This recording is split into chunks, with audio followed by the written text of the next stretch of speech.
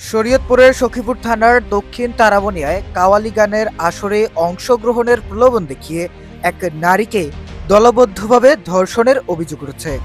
গত ৫ ডিসেম্বর সন্ধ্যায় ঘটে এই ঘটনা। ঘটনার ৫ দিন পার হলেও এখনো পর্যন্ত কোনো আসামিকে গ্রেপ্তার করতে পারেনি পুলিশ। ভুক্তভোগী নারীর অভিযোগ সূত্রে জানা যায়, কাওয়ালি গানের অনুষ্ঠানে গান পরিবেশনের কথা বলে তাকে দক্ষিণ তারাবনিয়ায় নিয়ে যায় কয়েকজন।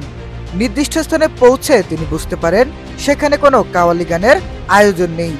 বিষয়টি প্রশ্ন করতেই অভিযুক্তরা অশালীন প্রস্তাব দিতে শুরু করে।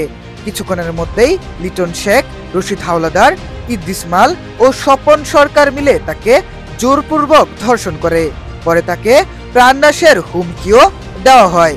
পরদিন সুযোগ পেয়ে ভুক্তভোগী ঘটনাস্থল থেকে পালিয়ে স্থানীয়দের কাছে বিষয়টি জানায়। খবর পেয়ে পুলিশ তাকে সখীপুর থানায় উদ্ধার করে নিয়ে আসে। পরে তিনি ৪ জনকে আসামি করে মামলা দায়ের করেন। অভিযুক্ত সকলেই দক্ষিণ তারাবনিয়ার বাসিন্দা। এ ঘটনায় এলাকায় আতঙ্ক ও ক্ষোভ বিরাজ করছে। স্থানীয়দের অভিযোগ, দ্রুত পদক্ষেপ না নিলে এ ধরনের অপরাধ আরও বাড়তে পারে। এ বিষয়ে শরীয়তপুর জেলার সহকারী পুলিশ সুপার সাম্য শেখর বলেন, আমরা ঘটনাস্থল পরিদর্শন করেছি এবং ঘটনার সত্যতা পেয়েছি।